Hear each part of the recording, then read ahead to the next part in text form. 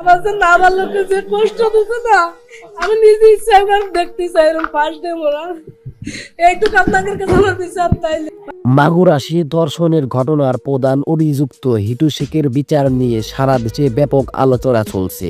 ইতিমধ্যে জনপ্রিয় নায়ক শাকিব খানও এই বিষয়ে মুখ খুলেছেন।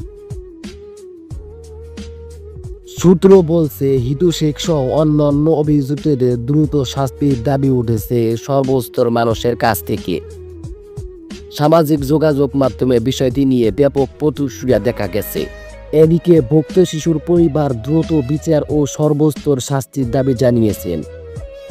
শাকিব খান বলেছেন, এই ধরনের অপরাধীদের সর্বস্তর শাস্তি হওয়া উচিত,